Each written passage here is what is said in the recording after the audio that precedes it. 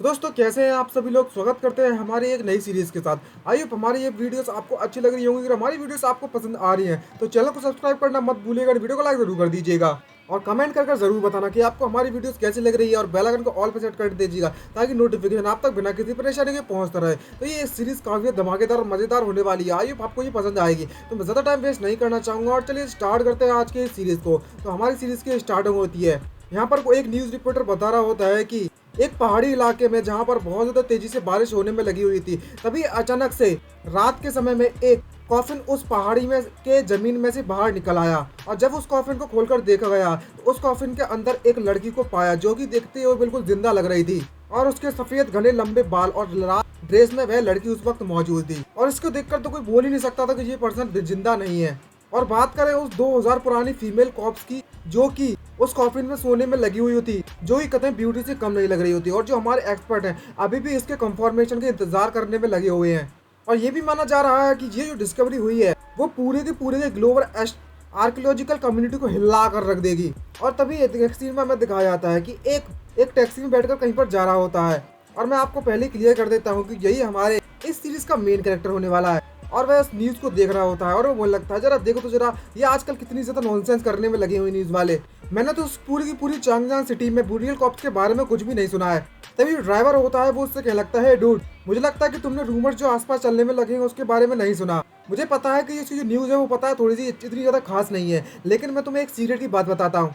दरअसल जब उस फीमेल बॉडी को लेकर जाया जा रहा था सिटी की तरफ, वो अचानक से उसी तरफ गायब हो गई थी। ये सुनने के बाद उसको डर के मारे पसीने छूटने लगते हैं और ड्राइवर उसे बताता है कि मैंने अपनी आंखों से इसको देखा था कि जो कार उस जेट कॉफिन को लेकर जा रही थी वो कार अचानक से पलट गई और उसमें से पूरा कॉफिन गायब हो गया। और अब उस कॉफिन का कोई पता नहीं लगा पा रहा है कि वह कहाँ चला गया है। और जब से ये इंसिडेंट हुआ है तो जिसकी जो इंसिडेंट की रिपोर्ट है वो न्यूज पर भी नहीं दिखा सकते। आखिरकार ये एक नेशनल ट्रेजर की बात जो है।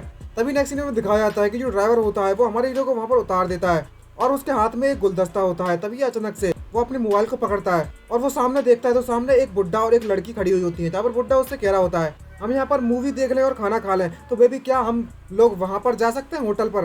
तभी वह लड़की उससे ये बात सुनने के बाद कहने लगती है, जरा देखो तो जरा तुम कितने ज्यादा नोटी होने में लगे हो। और भाई जो बुड्ढा उसे यहाँ पर छूने में लगा हुआ जिस जगह पर, उसको देखकर इसके एक्सप्रेशन देखकर ही आपको पता चल रहा होगा कि ये ठरकी लौंडिया क्या कर रही है। भाई बुड्ढा भी कहते ठरकी है, कम नहीं है वो भी। और जो हमारा हीरो होता है जब ये सब देख लेता है तो वो कभी आग बुला हो जाता है और उसके हाथ कांपने लगते हैं जब उस लड़की को एक बुड्ढे के हाथों में बाहों में देखता है तो। और तभी वो लड़की अचानक से इस हमारे हीरो को देखती है तो हमें पता चलता है कि हमारे हीरो का नाम यांग चैंग है। और कहने लगती है कि आखिरकार तुम यहाँ पर क्या कर रहे हो। और इससे हमें पता चलता है कि ये लड़की और कोई नहीं है बल्कि हमारे हीरो यांग चैंग की गर्लफ्रेंड है। और ये गर्लफ्रेंड तो एक बुड्ढे के बाहों में गिरी हुई है। समझ रहे हो ऐसे क्या चल रहा है यहाँ पर। और जब यांग चैंग उसे देख लेता है और उससे जब पूछी जाती है, जो लड़की होती है उससे पूछती है, तुम पूछ रही हो कि मैं यहाँ पर कैसी हूँ। तभी यांग चैंग उसे बताता है, मैं तो यहाँ पर तुम्हारा बर्थडे सेलिब्रेट करने के लिए आया हूँ, लेकिन मैंने तो इस बात की बिल्कुल उम्मीद नहीं की थी कि तुम एक नंबर की गोल्ड डिगर हो। ये बात सुनने के बाद वो लड़की भड़क जाती है और बैग उसके मुंह पर दे मारती है और उससे क्या लगती है, हाँ तो क्या हुआ कि मैं एक गोल्ड डिगर हूँ। जितने सालों तक मैंने तुम्हें फॉलो किया है क्या तुमने मुझे कुछ भी ऐसा दिया है। इस वक्त जो हाथों में मेरे बैग है वो डेयर बैग है जो मैं हमेशा से चाहती थी। क्या तुम इस बैग को अफोर्ड भी कर सकते हो। चलो ठीक है, तुम्हारे पास इतने ज्यादा एम्बिशियस नहीं है, तुम इतने ज्यादा हाइट तक नहीं जा सकते, लेकिन तुम्हारा हथियार तो बड़ा होना चाहिए कम से कम। भाई समझ गया क्या करना चाहती है लौंडिया। भाई दूर रहना, दूर ऐसे लोगों से, ठीक है, जिंदगी सुधर जाएगी तुम लोगों की। ये देखने के बाद बुड्ढा वहां पर खड़ा खड़ा हंसने लगता है और तभी यांगचंग के पास आता है और कहने लगता है कि मैंने मैंगलू से तुम्हारे बारे में बहुत कुछ सुना है, तो मैं तुम्हें आज एक बात बता देता हूँ कि तुम उसे बिल्कुल भी डिजर्व नहीं करते। आखिरकार तुम जैसे गरीब के पास क्या क्वालिफिकेशन है उसके साथ खड़े होने की। भाई ये लौंडिया तो कभी बवाल नहीं करी, कतई एक नंबर की छे, अब बोलना ही बेकार है। और वो बुड्ढा उसको धमकाने लगता है और धमकाते उसे पैसों की पावर दिखाता है और उससे क्या लगता है, अगर तुम्हारे पास एक सा भी दिमाग है ना तो यहाँ से फटाफट निकल लो पहली फुर्सत में। ये मैंगलू के कारण मैं तुम्हें यहाँ पर जिंदा छोड़ रहा हूँ, नहीं तो तुम्हारी हड्डियां तोड़ के यहाँ पर फेंक कर कहीं पर कचरे में डाल देता, जो भी तुमने अभी किया है। और तो और तुम्हारे इस सिटी में चांगजान सिटी में रहना पॉसिबल भी नहीं होता। तभी यांग चैंग उससे क्या लगता है, क्या तुमने अपनी बकवास करना बंद कर दी। तभी वो बुड्ढा उससे क्या लगता है, हे बॉय मैं तुम्हें एडवाइस देना चाहता हूँ और मेरे शब्दों को ध्यान से सुनो। तुम्हें पता भी है कि मैं कौन हूँ और तुम्हें इसके बारे में क्लियर हो जाना चाहिए। और बुड्ढा इतनी तो बकवास करने लगता है कि यांग चैंग बिल्कुल ही झेल नहीं पाता और वो गुस्से में आकर उसको मुक्का मारने लगता है और क्या लगता है, मुझे घंटा फर्क नहीं पड़ता कि तुम कौन हो। लेकिन दूसरी तरफ दिखाया जाता है कि उस बुड्ढे में इतनी दम होती है कि उसने यांग चैंग को पीट दिया होता है तरीके से।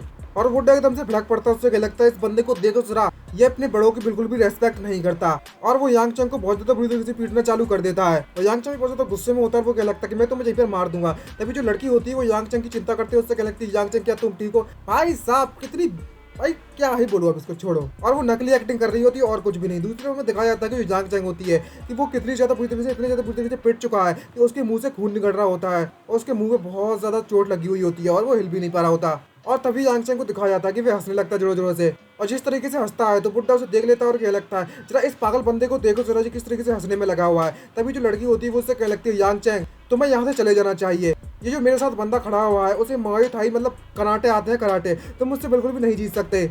और वो उसके बुड्ढे के हाथों को पकड़ती है और अपने गुब्बारे फंसाकर वहां से ले जाती है। तभी यांग चंग चिल्लाते हो क्या लगता है जांग लोंग जिस शर्मिंदगी का सामना मुझे आज करना पड़ा है, मैं तुमसे वादा करता हूँ कि एक दिन यही शर्मिंदगी का जो बदला है मैं तुम्हें उसका दुगना बदला लूंगा तुमसे। और नेक्स्ट सीन में हमें दिखाया जाता है कि वो नशे में प्यार से टूटा हुआ, दिल टूटा हुआ, किस्मत से रूठा हुआ दारू पीते हुए सड़क पर जा रहा होता है और इतनी ज्यादा पीली होती है कि वो अपने आप पर कंट्रोल खो देता है और नशे कारण वहीं पर गिर जाता है और गिरकर वहीं पर बेहोश होकर जमीन पर गिर जाता है। तभी अचानक से उसे कुछ महसूस होने लगता है और वह जैसे ही गिरकर ऊपर देखता है तो सामने एक उड़ती हुई लाल कलर के कपड़ों में एक लड़की को उड़ती हुई देखता है और मन में सोचते क्या लगता है ये चीज तो आसमान में उड़ने लगी हुई है, ये क्या चीज है अब। तभी अचानक से जो लड़की आसमान में उड़ रही होती है वो डायरेक्टली यांग चंग के पास आ जाती है, जिसको देखकर यांग चंग बहुत ज्यादा डर जाता है और कहने लगता है शिट ये तो बहुत ज्यादा कोल्ड है, बहुत ज्यादा ठंडा लग रहा है मुझे यहाँ पर, मैं तो बिल्कुल भी मूव नहीं कर पा रहा। और जब लड़की उसके पास आती है तो उसकी नजरें सीधे जाकर उसके बड़े बड़े गुब्बारों पर जाती है, जिसको देखने के बाद हमारे व्यूअर्स भी कितने हिल जाते हैं। और जब उस गुब्बारों को देखता है तो वो समझ जाता है भाई साहब गुब्बारे देखने के बाद तो उसका सारा का सारा डर भग जाता है, भाई क्या ही लौंडा है, क्या ही लौंडा है। तभी जो लड़की होती है वो अपनी जीभ निकालकर हमारे रियो यांग चंग के चेहरे पर चाटना चालू कर देती है और जब फिर चाटते चाटते चाटते उसकी जो जीभ होती है उसके मुंह में चली जाती है। यहाँ पर भाई साहब क्या इंटीमेट सीन चल रहा है। और जैसे ही उसकी जीभ उसके मुंह में जाती है तो हमारे हीरो का जो हथियार होता है वो अचानक से स्ट्रेट हो जाता है और तभी वह लड़की आकर उससे कहने लगती है हंसते हुए जरा देखो तो जरा ये तो वाकई में वही ब्लड सोल बॉडी है जो कि 1000 साल पहले गायब हो चुकी थी। और वो यांग चंग की रिएक्शन देखती तो उसका चेहरा टमाटर से लाल पड़ गया होता है और उससे कहने लगती है जरा इसकी देखो तो जरा इसकी रिएक्शन कितनी ज्यादा है। और तभी अचानक से उस लड़की के बड़े बड़े दांत निकलने लगते हैं और उससे कहने लगती है ये तो वाकई में बहुत ज्यादा पिटी वाली बात है कि तुम अभी ज़ॉम्बी नहीं हो, लगो मैं तुम्हारी मदद कर देती हूँ इस बात में। और अचानक से उसके बड़े बड़े दांत आ जाते हैं और उसकी आंखें लाल हो जाती है। ये देखने के बाद वो डर जाता है और उसी बातों में याद करने लगता है कि जो ड्राइवर ने उसे बताया था फीमेल जॉम्बी के बारे में, आई मीन फीमेल कॉप्स के बारे में, जो कि अचानक से गायब हो चुकी थी। और बहुत ज्यादा डर जाता है और पसीने पसीने छूट लगते हैं और कहने लगता है अरे शिट ये तो वही फीमेल जॉम्बी है ना। और तभी हमें उस लड़की को दिखाया जाता है जो कि अपने फीमेल जॉम्बी वाले रूप में आ जाती है और उसके बड़े बड़े दांत भी होते हैं। तभी अचानक से वो फीमेल जॉम्बी हमारे हीरो यांग चंग के गर्दन पर काटने लगती है और जैसे ही वो उसकी गर्दन पर काटती है तो अचानक से उसकी एनर्जी बाहर निकलने लगती है और वो सारी की सारी जो एनर्जी है उस फीमेल जॉम्बी की मुंह में जा रही है। तभी हमें दिखाया जाता है कि यांग चंग की बॉडी पूरी तरीके से सूख चुकी है और वह सूख कर कांटा हो चुकी है और उसकी हालत बहुत ज्यादा मरने जैसी हो गई है और कहने लगती है क्या मैं सच में इतनी आसानी से मरने वाला हूँ, क्या यही मेरी जिंदगी थी। और इस तरीके से वो अपने ही ख्यालों में खो जाता है। और तभी फीमेल जॉम्बी उसके खून चखने के बाद, ब्लड चखने के बाद उससे कहने लगती है ये तो वाकई में बहुत ज्यादा शर्मिंदगी वाली बात होगी अगर ब्लड सोल बॉडी इस तरीके से मारी गई तो चलो मुझे तुम्हारी थोड़ी सी मदद करने दो। और वो दोबारा से उसकी गर्दन पर काटती है तो अचानक से उसमें धीरे धीरे करके जान आने लगती है और जो यांग चंग होता है वो वापस से ठीक हो जाता है बिल्कुल टक कंडीशन में, बिल्कुल पहले की तरह। और जैसे ही वो ठीक होता है तो वो अपने हाथों की पावर से उस लड़की को अपने आप में दूर करता है और उतने ज्यादा पावरफुल होते हैं, इसके हाथों में इतनी ज्यादा पावर होती है कि उसने बस एक हाथ झटकाया जिसके पावर के कारण उसके बगल में जो पेड़ होता है वो भी टूटकर उसी पर गिरने लगता है, जिसको देखकर यांग चंग डर जाता है और एक लंबी छलांग मारना उठने की कोशिश करता है। लेकिन वो उठता है तो वो आसमान में कई ऊंचाइयों पर उड़ जाता है और इसको इस बात पर बिल्कुल भी विश्वास नहीं हो रहा होता और काफी शौक हो जाता है और क्या लगता है शिट मैं तो वाकई में इतनी ज्यादा ऊंची जंप मार दी मैंने तो। और जब जंप मारने के बाद उसे ये तो पता नहीं होता कि लैंड कैसे करते हैं तो वो नीचे गिरना चालू हो जाता है और नीचे आकर अपने ही पैरों पर संभाल लेता है अपने आप को, जिसके कारण उसे चोट नहीं आती और इस अपने आप पर बिल्कुल भी विश्वास नहीं कर रहा होता और उसके हाथ भी कपकपा रहे होते हैं और कहने लगता है मन में सोचते हैं क्या अभी मैंने फ्लाई किया, आखिरकार ये कैसे हो सकता है, मैंने बस एक पंच से इस पेड़ को तोड़ दिया, क्या ये किसी तरीके की सुपरनेचुरल पावर है। और तभी वो उस लड़की को देखने के बाद वहां से भागना चालू कर देता है और चिल्लाते हुए क्या लगता है शिट यहाँ पर तो भूत है भागो। और जब वो भाग रहा होता है तभी वो लड़की उसे देख लेती है और उसे स्माइल मारती है और उसका पीछा करने लगती है, वो भी फुल रफ्तार में। उसे कोई भी परेशानी नहीं आ रही होती है यांग चंग का पीछा करते हुए, लेकिन यांग चंग ये देखकर काफी तक घबरा जाता है और उसे कुछ भी समझ नहीं आ रहा था तो वो अपने घुटनों के बल बैठ जाता है और उसे मांग लगता है और उसे लगता है मेरी लेडी प्लीज मुझे जाने दो, मुझे जाने दो, मैं तुम्हारे डेथ एनिवर्सरी पे पैसे जलाऊंगा, पैसे वो भी हर साल। और मैं तुम्हारी आत्मा को शांति दिलवाने के लिए एक रेप्यूटेबल मॉन्क को भी हायर करूंगा। ये सुनने के बाद वो लड़की उससे कहने लगती है, मैं किसी भी प्रकार की गोश्त नहीं हूँ, तो आखिरकार तुम जो पेपर जलाओगे मेरे लिए उसको क्या मतलब? मैं एक ज़ॉम्बी हूँ और अब से तुम भी एक ज़ॉम्बी हो और अब हम एक ही साइंड के हो गए हैं, मतलब एक ही प्रजाति के। ये बात सुनने के बाद यांग चेंग घबराने लगता है और घबराते उससे कहने लगता है, आखिरकार तुम मेरे साथ किस तरह की मजाक कर रही हो? आखिरकार एक ज़ॉम्बी के पास हार्ट बीट और सांस कैसे हो सकती है? और यहाँ और मेरे पास तुम जैसे बड़े बड़े दांत और नाखून भी नहीं है ज़ॉम्बीज की तरह। तभी लड़की एकदम से पाउट करने लगती है, गुस्सा होते हुए, नाराज होते हुए उससे कहने लगती है, तुम्हारे पास इतनी ज्यादा पावर नहीं है, तुम इतने पावरफुल नहीं है कि तुम्हारे पास ये सब आ जाए। बस तुम्हारे पास क्या है, बस एक सुपीरियर बॉडी है ज़ॉम्बी बनने के लिए। ये बात सुनने के बाद वो उदास हो जाता है और क्या लगता है, मेरे पास सिर्फ एक सुपीरियर बॉडी है ज़ॉम्बी बनने के लिए और कुछ नहीं, और डिसअपॉइंट हो जाता है खुद से ही। तभी वे लड़की चिल्लाती है, उसको होश में लाती है और उससे कह लगती है, आखिरकार तुम इतने ज्यादा नाराज क्यों हो, इतने तो दास क्यों हो? तुम्हें तो खुश होना चाहिए कि तुम जितना डिजर्व करती हो उससे ज्यादा तुम्हें मिल चुका है। अब तुम एक इमोर्टल बीइंग बन चुके हो ज़ॉम्बी के तौर पर, और आम इंसान के मुकाबले में ज़ॉम्बीज होते हैं वो बहुत ज्यादा सुपीरियर होते हैं। क्या तुम्हें ये बात समझ में आई? लेकिन उसे कुछ भी समझ में नहीं आ रहा होता कि आखिरकार ये सब चल क्या रहा है उसके साथ, और वह अपनी मुंडी हिलाकर उससे कहता, हाँ मुझे समझ में आ गई है। यांग चेंग को इस बात पर भी भरोसा नहीं हो रहा था, उससे कहने लगता है, क्या मैं सच में एक ज़ॉम्बी बन चुका हूँ? तभी वो लड़की उससे कहने लगती है कि तुम्हें अभी इतने ज्यादा जल्दी खुश होने की जरूरत नहीं है। ये दुनिया में ऐसे कई सारे क्रिएचर्स हैं जो कि तुमसे ज्यादा, यानी कि ज़ॉम्बी से ज्यादा पावरफुल होते हैं, तो अपने आप को ज्यादा हाई मत समझ लेना क्योंकि तुम बस एक ज़ॉम्बी बन चुके हो इसलिए। तभी यांग चेंग उससे क्या लगता है, खैर कोई बात नहीं, इससे मुझे कोई फर्क नहीं पड़ता। आखिरकार तुम्हारा नाम क्या है? मुझे तुम्हारे बारे में जानना है, जबकि हम ज़ॉम्बी हैं, सेमी प्रजाति के हैं। तो ये बात सुनने के बाद वो उसको घूरने लगती है वह लड़की, और उससे भाई ऐसे एक्सप्रेशन बना रही होती क्या ही बताएं, और उससे कहने लगते कि मुझे अभी तक याद नहीं है कि मेरा नाम क्या है। और तभी यांग चेंग उससे कहने लगता है, यार भूल जाओ, अगर तुम्हारा नाम याद नहीं है तो कोई परेशानी वाली बात नहीं है, मैं तुम्हें एक नया नाम दे देता हूँ, तो मैं उसी नाम से तुम्हें बुलाया करूंगा। ये बात सुनने के बाद वो लड़की कभी खुश हो जाती है और उससे कहने लगती है, भाई ये तो बढ़िया हो गया, मजा आ गया, और कभी एक्साइटेड से भर जाती है। और यांग चेंग मन में सोचते कहने लगता है, आखिरकार तुम्हें अपना नाम कैसे याद रहेगा जब तुम 2000 सालों के लिए सोने में लगी हुई थी? तभी यांग चेंग उससे कहने लगता है, तुम्हें देखकर तो ऐसा लगता है मुझे याद आती है फेरी की, वो भी बहुत ज़्यादा अच्छी सोल के साथ, प्योर सोल के साथ। तो मैं तुम्हें आज से जियांगलिंग कहलाऊंगा, मतलब कहूंगा। जियांगलिंग सुनने के बाद वो कहने लगती है, अच्छा जियांगलिंग, ठीक है, आज से मेरा नाम जियांगलिंग है, और तुम्हारा बहुत बहुत शुक्रिया कि तुमने मुझे ये नाम दिया है, पर अब मुझे यहाँ से जाना होगा। ये बात सुनने के बाद वो एकदम से सरप्राइज हो जाता है और कहने लगता है, क्या तुम जाना चाहती हो? और वो लड़की वहाँ से जा रही होती है तो यांग चेंग पीछे कहने लगता है, हे जरा एक मिनट रुको, तुमने मुझे बताया नहीं कि मुझे किस तरीके से सर्वाइव करना चाहिए। क्या मुझे जैसे नई ज़ॉम्बी को तुम्हें सिखाना नहीं चाहिए इसकी लाइफ के बारे में, ज़ॉम्बी की लाइफ के बारे में, किस तरह से ज़ॉम्बी की लाइफ जी जाती है? और तभी वो घबराती है, पीछे मुड़कर देखती है और उससे कहने लगती है, ओह शिट, मैं तो इसके बारे में भूल ही गई थी। यार मेरे पास तुम्हें बताने के लिए, सिखाने के लिए कुछ ऐसा है नहीं है, तुम्हें बस धूप की रोशनी से बचकर रहना है, और कोई भी पावरफुल टॉर्च तुम्हारे सामने आ जाए तो उससे बचकर रहना है, बस इतना ही। ये बात सुनने के बाद यांग चेंग भड़क पड़ता है और अपनी मिडिल फिंगर से दिखाता है और उससे कहने लगता है, ये बात तो मुझे भी पता हुआ है, लेकिन ऐसे टावर से जहाँ भाग के चला जाना ये बिल्कुल सही सॉल्यूशन नहीं होगा। क्या होगा अगर ये चीज बिल्कुल भी काम नहीं की तो? तभी वो लड़की उससे कहने लगती है, ज़ॉम्बी गर्ल उससे कहने लगती है, यहाँ पर ऐसे कई सारे पावरफुल टावर्स नहीं है जो कि तुम्हें चोट पहुंचा सके, लेकिन अगर तुम आम इंसानों को चोट नहीं पहुंचा देते हो या फिर कोई भी ऐसा काम नहीं कर देते हो जिससे तुम्हें सजा मिले, तो शायद तुम्हें कोई भी परेशानी ना आए जिंदगी जीने में। और तभी एक पर्चा उसे देते हुए कहने लगती है कि ये चीज़ मुझे अचानक से मिल चुकी थी एक वक्त में, और ये तुम्हारी स्किल्स को बढ़ाने में मदद कर सकती है, तो तुम्हें इसे पढ़ना है, स्टडी करना है हार्ड। और वो पर्चा पकड़ लेता है और ले लेता है, कंफ्यूज होता है कि अब इसका क्या करना चाहिए, और वो लड़की वहां से सुपर फास्ट स्पीड पे गायब हो जाती है। यांग चेंग कहने लगता है, जरा एक मिनट रुको तो जरा, मुझे कुछ पूछना है तुमसे। लेकिन वो लड़की तो कभी हवा की तरह गायब हो जाती है और कहने लगती है, शिट, अगर ये चीज वर्क नहीं करती है तो मुझे इसके बारे में कंप्लेंट करना चाहिए नहीं करना चाहिए। और वो उस पर्चे को खोलकर देखता है तो उसमें अजीब अजीब से चित्र बने हुए थे और अजीब अजीब चीजें लगी होती है जो कि उसे बिल्कुल भी समझ में नहीं आ रही है, और वापस उसे बंद कर देता है क्योंकि उसे कुछ भी समझ नहीं आ रहा है इसलिए। और वहाँ से जाने लगता है और कहने लगता है, मुझे इसमें से एक शब्द भी समझ नहीं आ रहा है, मुझे घर जाना चाहिए। और वो एक टैक्सी लेता है और अपने घर की तरफ निकल पड़ता है, और जाते जाते मन में सोचते कहने लगता है कि आज का दिन वाकई में मेरे लिए बहुत ज़्यादा इंक्रेडिबल था। मैं वाकई में एक सबसे ज़्यादा क्यूट ज़ॉम्बी गर्ल से मिल गया जो कि वाकई में बहुत ज़्यादा मस्त थी, कदम क्या ही बताऊँ, और मेरी किस भी उसने चुरा ली। और सबसे ज़्यादा अमेजिंग बात यह है कि मेरी पूरी की पूरी बॉडी, यानी कि मैं एक ज़ॉम्बी में तब्दील हो चुका हूँ, बदल चुका हूँ। लेकिन किस्मत वाली बात है कि मेरे पास ज़्यादा बड़े बड़े दांत और बड़े बड़े नाखून नहीं आए अभी तक, वरना कर्ण की न्यूज़ में मेरा फोटो छपा होता कि यहाँ पर एक बड़े दांतों वाला नाखून वाला बंदा आ चुका है, ज़ॉम्बी आ चुका है। तभी वह उसे उसके घर के गलियों में छोड़ देता है टैक्सी वाला, और जब वह उसकी अपनी गलियों में जा रहा होता है तभी पीछे से कुछ लोग आते हैं और उससे कहने लगते हैं, ब्रो, क्या तुमने यहाँ पर 2000 साल पुरानी वाली फीमेल की कॉप्स थी जो खो चुकी है उसके बारे में न्यूज़ सुनी है?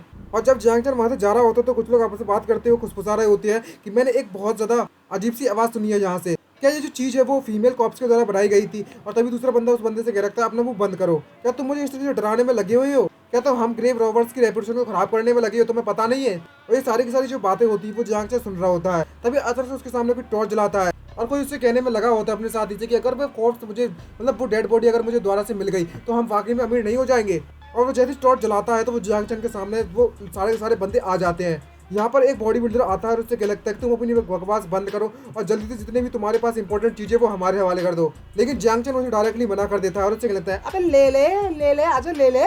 तभी दूसरा बंदा उससे क्या लगता है, इस बंदे को देखकर तो ऐसा लगता है कि ये ऑलरेडी गरीब है, इसको लूट कर क्या करेंगे। दूसरा बंदा क्या लगता है, जाओ इसकी टांगे तोड़ दो ताकि ये बाद में अपने पर सरेंडर कर देगा। और सभी से क्या लगता है, मुझे कोई परेशानी नहीं है कि मैं तुम्हें लंच खिला दूं, आई मीन खाना खिला दूं, लेकिन जितना मैं अफोर्ड नहीं कर सकता उस काम को तो बिल्कुल भी नहीं कर सकता।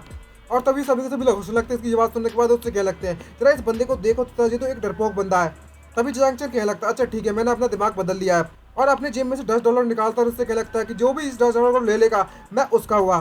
तभी दूसरा बंदा अपने साथी से कह लगता है, बॉस से, बॉस इस तरह देखो तो जरा ब्रो, ये हमें ह्यूमिलेट करने में लगा हुआ है। और वो बहुत बंदा भी कहीं भड़क जाता है ये बात जानने के बाद और सभी को आदेश दे देता है कि जाओ इस बंदे को पीटना चालू करो। लेकिन जैसे वो अटैक करता है तो हमारा हीरो यांग चैंग बस उसके एक मुक्का मारता है। एक मुक्के में उसकी इतनी ज्यादा हालत खराब हो जाती है कि वो दीवार से जाकर टकरा जाता है और वहीं पर बेहोश होकर गिर जाता है। ये देखने के बाद जितने भी उसके साथी होते हैं वो डर के मारे उनके पसीने छूट जाते हैं। और यांग चैंग को इसको इस बात पर विश्वास नहीं हो रहा होता कि ये इतना ज्यादा पावरफुल हो चुका है और कहने लगता है, शिट, कहीं मैंने इसे मार तो नहीं दिया सच में। और तभी सभी को दिमाग खराब हो जाता है और वो यांग चैंग पर बराबर अपने हथियारों से अटैक करना चालू कर देते हैं। तब एक बंदा चाकू से अटैक करता है लेकिन यांग चैंग की नजरें तेज हो गई होती है और वो उससे बच जाता है और उसका हाथ पकड़कर मरोड़ देता है, जिसके कारण वो बंदा जोर जोर से चिल्लाने लगता है और उसके हाथों में इतना ज्यादा दर्द होने में लगा हुआ होता है कि उसकी बैंड बज गई होती है। और यांग चैंग की आंखों में से रोशनी दिखाई जाती है क्योंकि फुल मून की नाइट है आज। और कहने लगता है कि रिसेंटली जो रॉबरी होने में लगी हुई है वो तुम ही लोग करने में लगे हुए ना। तभी बंदा माफी मांगने लगता है, उससे क्या लगता है, बॉस हमें माफ कर दीजिए, हम फ्यूचर में ऐसा कुछ भी नहीं करने वाले, हमें जाने दीजिए, हमें जाने दीजिए। तभी यांग चैंग उससे क्या लगता है, क्या तुम्हें लगता है कि मैं तुम्हें जाने दूंगा यहाँ से इतनी आसानी से। और उसे जोर से दूसरी जमीन में फेंक देता है और उससे क्या लगता है, आज से और अभी से जो भी मुझे कावड़ या फिर डरपोक कहेगा वो मेरे हाथों से मारा जाएगा। तभी उनकी दूसरे साथी होती है वो उसके देखकर डरने लगते हैं और भागने लगते हैं और यांग चैंग उससे सबको देख लेता है और अपनी फुल पावर के साथ उन पर टूट पड़ता है और एक एक जैसे किक मारता है तो उनकी बैंड बजने लगती है और सभी लोग यहाँ की पावर देखकर डर जाते हैं। लेकिन हमारा हीरो भी कहाँ हार मानने वाला, वो तो स्पाइडरमैन की तरह उचकते उचकते सभी को पीट रहा होता है बुरी तरीके से और सभी को अकेले बंदे ने पीट दिया बुरी तरीके से। और पीटने के बाद वो होश में आता है लेकिन तभी अचानक से उसकी बॉडी में कुछ होने लगता है और उसका बैलेंस बिगड़ने लगता है, उसके चक्कर आने लगते धीरे धीरे और उसकी बॉडी में अचानक से उसकी नसें होती है बाहर निकलने लगती है। और जिन लड़कों को उसने पीटा हुआ होता है उनमें से जो खून निकल रहा होता है उस खून को देखने के बाद वो कतई और ज्यादा एक्साइटेड होने लगता है और उसकी इच्छा होती है उस खून को पीने के लिए और उसके दांत भी निकलना चालू हो जाते हैं और उसे कुछ भी समझ में नहीं आ रहा होता कि आखिरकार उसके साथ क्या चलने में लगा हुआ है। जितना ज्यादा उसे ब्लड की स्मेल आने में लगी हुई होती है उतना ही वह अपनी बॉडी पर कंट्रोल होने लगता है और मन में सोचते क्या लगता है कि मुझे ऐसा महसूस हो रहा है कि मुझे इनकी गर्दन को काटना है। और तभी जैसे वो आसमान की तरफ देखता है तो उसमें से एनर्जी टाइप की उसे कुछ दिखाई देती है और धीरे धीरे करके उसकी बॉडी भी वापस से नॉर्मल हो जाती है और वो होश में आ जाता है और कहने लगता है मन में सोचते हुए, ये तो अब ज्यादा मुझे अच्छा महसूस हो रहा है थोड़ा सा। और हमें मून को दिखाया जाता है और उस मून को देखकर जो यांग चैंग होता है वो क्या लगता है कि मैं इस मून को क्लियरली देख सकता हूँ, जो मेरी आंखों की रोशनी है वो बहुत ज़्यादा तेज हो चुकी है। और तभी आसपास की जो एनर्जी होती है वो उसकी बॉडी में जाना चालू हो जाती है और सारी की सारी आसपास की एनर्जी उसकी बॉडी में जा रही है धीरे धीरे। और जैसे ही उसकी बॉडी में एनर्जी चली जाती है तो उसकी बॉडी को काफी ज्यादा हेल्थी महसूस होता है। और सभी गुड्डों को पीटने के बाद वहाँ से जाते हुए क्या लगता है कि तुम्हारी किस्मत तो वाकई में अच्छी थी, अगर तुम अगली बार मेरे आंखों के सामने आए तो मैं तुम्हें जिंदा मार दूंगा और इतनी आसानी से नहीं जाने दूंगा।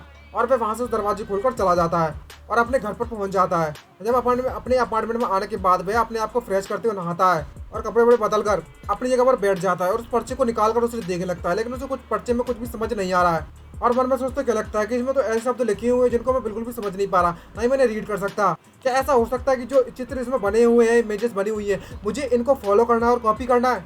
और उसमें अजीब अजीब तरीके के चित्र बने हुए होते हैं जिसको देखकर उसे शर्म आ रही होती है बहुत ज्यादा। लेकिन वो अपने आप हिम्मत को जुटाता है और उस जैसी एक्टिंग पोज बनाना चालू कर देता है कर और जैसे जैसे उसको एक्टिंग पोज करने लगता है तो उसे कुछ अजीब सा महसूस होता है और बाहर की तरफ देखता है मून की तरफ। तो जैसे ही मून की तरफ देखकर सांस लेता है तो उसकी नाकों में से एक अजीब सी एनर्जी अंदर उसके बॉडी में जा रही होती है और उस एनर्जी को लेने के बाद, उस सांस को लेने के बाद उसे बहुत ज्यादा अच्छा महसूस होने में लगा हुआ है और उसके 2 दांत भी निकल आते हैं और मन में अचानक से हो जाता है और उसे लगता है ये मूवमेंट्स, और उन मूवमेंट्स को दोबारा से उस चांद की रोशनी में करने लगता है। और जैसे जैसे उन मूवमेंट्स को फॉलो करने लगता है उसके अंदर की एनर्जी धीरे धीरे करके बढ़ना चालू हो जाती है और उसे समझ में आता है कि जैसे जैसे मैं 12 मूवमेंट्स को फॉलो करता जाऊंगा जो कि इस पिक्चर में बनी हुई है, वैसे वैसे मैं मून के एसेंस को एब्जॉर्ब कर सकता हूँ और हर मूवमेंट का एक डिफरेंट इफेक्ट है और उसकी सारी की सारी एनर्जी रिस्टोर हो जाती है एक सांस में। और मन में सोचते क्या लगता है कि जो मैं पहले हुआ करता था वह अब मारा जा चुका है, अब मैं एक नई तरीके से पैदा हुआ हूँ जो कि अब बिल्कुल भी डरेगा नहीं और बिल्कुल डरपोक नहीं है आपसे। और तभी इसी तरीके से उसकी पूरी की पूरी नाइट गुजर जाती है। तभी हमें दिखाया जाता है कि वो यांग चंग को बुलाने में लगा हुआ है और उस पर कॉल पर कह रहा होता है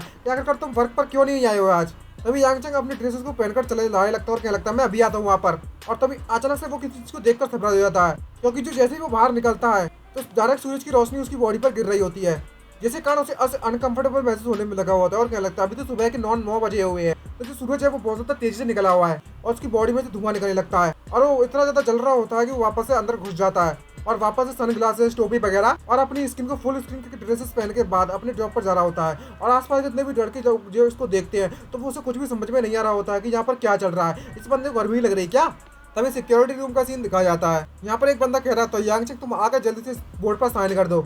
यहाँ पर वो बताता है यांग चंग को जो हमारे बॉस और स्टाफ के हेडक्वार्टर के जो स्टाफ था उन्होंने अभी अभी इंस्पेक्ट किया था हमारे बारे में। जब हमारे जो बॉस है उन्होंने हमारे कैप्टन ने तुम्हें यहाँ पर नहीं देखा तो वो काफी तो बुरा चेहरा बना रहे थे। मैंने कह दिया था कि वह तो अभी तुम इस वक्त टॉयलेट में हो, तुम तो काफी तो किस्मत वाले हो कि तुम इस सही समय पर आ गए यहाँ पर, वरना मैं काफी तो बड़ी मुसीबत में फंस जाता। तभी अचानक से धमाके की आवाज सुनाई देती है जिसको देखकर सभी के सभी गार्ड सरप्राइज हो जाते हैं। यांग चंग भी कह लगता है शिट, यहाँ पर रॉबिंग हुई है हमारी बैंक में। और यहाँ पर डायमंड प्रोसेसिंग रूम होता है, वहाँ पर कई सारी चिल्लाने की आवाजें आ रही होती हैं और एक रॉबर्स गन लेके वहाँ पर आ चुका होता है जो कि सभी से कहने में लगा होता है अपना मुंह बंद कर लो नहीं तो तुम्हारी खोपड़ी उड़ा दूंगा इस गन से अगर तुमने मेरे साथ कॉपरेट नहीं किया तो। और सभी को अपनी हाथ ऊपर करके नीचे झुका देता है। तभी एक बंदा आता है उससे क्या लगता है बहुत जरा देखो जरा हमारे पास कितने ज्यादा डायमंड्स हैं, अगर हमें ले गए तो हम कितने ज्यादा अमीर हो जाएंगे। तभी उसका बाद उससे क्या लगता है तुम ज्यादा बकवास बंद करो, जल्दी से उन्हें कलेक्ट करो और ले चलो, इतने ज्यादा डायमंड जो मिल गए हमको। तभी वे क्या लगता है कि जितने भी प्रोसेस डायमंड्स हैं उन सभी को ले चलो, रॉ आइटम्स को मत लेना। तभी किसी की बैंक की आवाज आती है और पीछे मुड़कर देखता है तो यांग चंग होता है वो दरवाजे खोलता है। तो रॉबर उससे क्या लगता है रास्कल देखो तो जरा क्या तुम यहाँ पर बढ़ना चाहते हो, और अगर ऐसी बात है तो मैं तुम्हारी इच्छा पूरी कर देता हूँ। इसको देखकर वह डर जाता है। तभी अचानक से यासम के सामने कोई आता है और उससे क्या लगता है कि तुम सभी के सभी डायमंड को यहाँ पर लेकर जा सकते हो, लेकिन मैं चाहता हूँ यहाँ पर इतने भी होस्टेज मौजूद है उन सभी को तुम सेफ रखोगे, वरना तुम्हें यहाँ से जिंदा नहीं जाने दिया जाएगा। और तभी रॉबर उससे कहने लगता है बॉस यू तुम तो वाकई में ज्वेलरी के किंग ऑफ किंग और कितने ज्यादा अच्छे बंदे हो। मेरा असली प्लान तो सिर्फ यहाँ के डायमंड्स को रॉब करना था, लेकिन अब मैंने अपना दिमाग बदल लिया है। अब जबकि मैं यहाँ पर आ चुका हूँ तो मैं अपने प्लान को भी अंजाम दे देता हूँ। और तभी वह अपनी गन को उसके माथे पर रख देता है और कहने लगता है कि अगर मैं तुम्हें यहाँ पर लेकर जाता हूँ किडनैप कर तो तुम्हारी कीमत तो इन डायमंड से भी ज्यादा है। तभी बॉस उस रॉबर्ट से पूछ लगता है कि तुम मुझे जानते हो। तभी रॉबर्ट उससे क्या लगता है कि तुम वाकई में बहुत ज्यादा फेमस एंटरप्रेन्योर हो इस चाइना सिटी में, आखिरकार मैं तुम्हें कैसे नहीं जान सकता, और हम चाहते हैं कि तुम भी हमारे साथ चलो। लेकिन ये सब यांग चंग देखने पे लगा हुआ होता है और वो उस पर गुस्सा हो रहा होता है। तभी अपना मोबाइल उठाकर सीधे जाकर उस विलन के उस रॉबर के हाथ में दे देता है, जिससे कारण उसकी गन उसके हाथ से छूट जाती है और उसके हाथों में चोट लग जाती है और जोरों जोरों से वह रॉबर चिल्लाना चालू कर देता है। और उसके मौके का फायदा उठाते हुए यांग चंग उस रॉबर पर कूद पड़ता है और सीधे जाकर उसके मुंह में एक जोरदार मुक्का मारता है और एक ही मुक्के में जो रॉबर होता है वो दीवार से जाकर टकरा जाता है लिफ्ट से। ये देखने के बाद जो बॉस यू होता है वो कतई सरप्राइज हो जाता है, डरकर पसीने पसीने छूट जाते हैं उसके। तभी उस बॉस का चेला रॉबर्ट को चला उससे क्या लगता है तेरी हिम्मत कैसे हुई मेरे बॉस पर अटैक करने की, अब इस सबक सिखाता हूँ तेरे को। और वो उस पर बुलेट से शूट कर देता है, जो बुलेट उठती है डायरेक्टली उसके हार्ट के पास जाकर लगती है, लेकिन वो बुलेट उसके बॉडी में लगने के बाद वहीं पर नीचे गिर जाती है। इसको देखने के बाद वो रॉबर भी क्या लगता है शिट ये क्या, ये किस चीज की बॉडी बनी हुई है इस बंदे की। और जो बॉस यू होता है वो ये सब देख रहा होता है और मन में सोचते क्या लगता है कि ये वही लेजेंडरी मार्शल आर्ट हो सकती है जिसमें आयरन बॉडी होती है। आखिरकार ये बंदा है कौन जो इतने समय से चुप कर रखा था। मुझे लगा था कि मैडम चू का जो ऑर्डर था वो मेरे लिए कंप्लीट करना काफी डिफिकल्ट था और वो यांग चंग को बस घूरे ही जा रहा है। और वो विलन जो रॉबर होता है वो डर जाता है और उससे क्या लगता है तुम तो एक नंबर के पागल बंदे हो। तभी वो यांग चंग उससे क्या लगता है मैं बस एक सिक्योरिटी गार्ड हूँ और मैं इस बात को पक्का कर रहा हूँ कि यहाँ पर सारी सारी चीज स्मूथली चलते रहे। और उसका हाथ तोड़ देता है जिसके कारण वो चिल्लाने लगता है। तभी अचानक से पीछे से कोई उसके सर पर मारता है, लेकिन उसे कुछ भी बिगड़ता नहीं है। तभी एक और रॉबर आता है और वो दिखाया जाता है और उस यांग चंग से माइक मांगने लगता है और कहने लगता है ब्रदर मुझे माफ कर देना। लेकिन यांग चंग भी कहाँ हार मानने वाला और एक एक उसकी गर्दन में मारता है और सारे के सारे विलन यानी कि रॉबर्ट्स उसके घुटनों में पैरों में पड़ जाते हैं और भीख मांगने लगते हैं अपनी जान की। और यांग चंग चिल्लाते क्या लगता है तुम्हें लगता है कि मैं छोड़ दूंगा, अभी तुम कुछ ज्यादा ही बहादुर नहीं बनने लगे तो कुछ देर पहले तो। और इस तरीके से वह सीन वहां पर निकल जाता है और पुलिस भी वहां पहुंच जाती है। तभी हमें मैडम चू के घर का सीन दिखाया जाता है जो कि कतई बहुत ज्यादा बड़ा बंगला है बड़ा, और वहाँ पर एक लेडी होती है जो कि योगा करने में लगी हुई होती है। इसको देखने के बाद कतई दिल के तारे हिला दिए हमारे व्यूअर्स के इसने। भले ही ये मैडम है लेकिन कतई भाई साहब कतई क्या मेंटेनेंस की है भाई। तभी जो बॉस यू होता है वो उसके पास आता है और उससे क्या लगता है मिस चू। तभी जो मिस चू होती है वो उससे क्या लगती है ओ तो तुम हो यहाँ पर यू चैंग, मुझे यहाँ पर तुम देखने के लिए आ गए हो वो भी दिन के इस समय पर, क्या यहाँ पर कोई गुड न्यूज़ है मेरे लिए। और वह उससे कहने लगता है कि मैंने आपके द्वारा जो रिक्वायरमेंट दी गई थी उस काम के लिए मैंने एक सुटेबल ट्रिगरमैन ढूंढ लिया है और वो हमारी कंपनी का एक स्टाफ मैन है और वो हमारी सारी रिक्वायरमेंट से मिलता जुलता है और मैंने सारी डिटेल्स आपके वीचैट पर भेज दी है उसकी। और जैसे ही ये बात मिस चू ये सुनती है तो वो उसे देखना चालू कर देती है और भाई जब ये उठती है तो भाई साहब क्या बॉम्ब लग रही है। और उस डिटेल में यांग चैंग की सारी डिटेल्स होती है कि वो ये 24 साल का बंदा है, ऑर्फन है, अकेला है और हाई स्कूल की एजुकेशन ली है, कोई सोशल स्टेटस नहीं है और कोई भी बुरा रिकॉर्ड नहीं है और अभी ज्वेलरी फैक्ट्री में गार्ड की तरह पर काम करने में लगा हुआ है। और जब ये लड़की यानी कि मिस्टू ये सब डिटेल पढ़ती है तो उसे इस बात पर विश्वास नहीं होता। तभी जो ये होता है वो चिल्लाने लगता है, उससे कहने लगता है अपनी मैडम से, मैडम मेरी बातों पर विश्वास कीजिए, इसका जो कैरेक्टर है वो वाकई में बहुत ज़्यादा अच्छा है, मैं इस बात के लिए कसम खा सकता हूँ। ये बात सुनने के बाद वो मिस्टू होती है, वो उससे कहने लगती है अच्छा ठीक है, मेरा मतलब कहने का ये है कि जो लिन है जो मेरी बिटिया है उसे कुछ ज़्यादा ही पेपर कर रखा हुआ है, इसने अपने सारी बॉडी गार्ड्स को भगा दिया है। मैं उम्मीद करती हूँ कि इस बार इस बॉडी गार्ड को इसके अपने पास रहने दे। तभी सिक्योरिटी ऑफिस का सीन दिखाया जाता है। यहाँ पर जो यांग चैंग वो उसके पास आता है और उससे कहने लगता है प्रेसिडेंट यू क्या आप मुझे ढूंढने में लगे हुए थे। और वो कहने लगता है यांग चैंग तुमने बिल्कुल सही कहा। और वो जो यू होता है प्रेसिडेंट यू उसे बताने लगता है मैं सच बताऊँ तो मैं बस एक स्टैचू हेड हूँ, हमारे रियल प्रेसिडेंट है वो मिस चू है और मैं तुम्हें मिस चू से इंट्रोड्यूस कराना चाहता हूँ ताकि तुम उनके बॉडीगार्ड बन सको। तभी यांग चैंग कहने लगता है तुम चाहती हो कि मैं उस मिस चू की पर्सनल सेफ्टी करूँ। तभी जो प्रेसिडेंट यू होता है वो उससे कहने लगता है नहीं, उनको नहीं बल्कि उनकी डॉटर को, वह इस समय पर पढ़ाई करने में लगी हुई यूनिवर्सिटी में और जो 2nd ईयर में है। बस तुम्हें इतना काम करना है कि हमेशा उसके साथ बने रहना है और उसकी पढ़ाई में मदद करनी है, उसे प्रोटेक्ट करना है हर हालत में, चाहे कुछ भी करना पड़े तुम्हें इसके लिए। और वो एकदम से घबराने लगता है और कहने लगता है मुझे हमेशा उसके साथ रहना पड़ेगा, ये कुछ ज़्यादा नहीं हो गया। तभी प्रेसिडेंट हंसने लगता है, उससे कहने लगता है तुम वाकई किस्मत वाले बंदे हो। और उसके कंधे पर हाथ रखते कहने लगता है कि अब मैं तुम्हें उस लड़की को दिखाने के लिए ले जाता हूँ जिसे तुम प्रोटेक्ट करने वाले हो। तभी हमें चू में के घर का सीन दिखाया जाता है। यहाँ पर किसी लड़की की आवाज़ आ रही होती है जो कह रही होती है अंकल यू इस तरीके से बटन दबाना बंद कीजिए, मैं इस दरवाजे को नहीं खोलने वाली और जल्दी से इस बॉडीगार्ड को यहाँ से बाहर भेज दिए तो शायद मैं दरवाजे को खोल दूँ। और तभी जो प्रेसिडेंट यू होता है वो उससे कहने लगता है मिस चू यानी कि इसकी डॉटर छोटी वाली को चू, दोनों का सरनेम चू है तो जिसे भी कहना है भाई अजीब लग रहा है सुनने में, मुझे भी लग रहा है।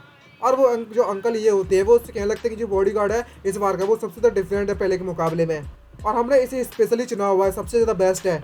और मैं इस बात को विश्वास करता हूँ कि जो तुम्हें पास्ट में तुम्हारे साथ हुआ तो तुम नहीं चाहती कि वह चीज़ तुम्हारे साथ दोबारा हो।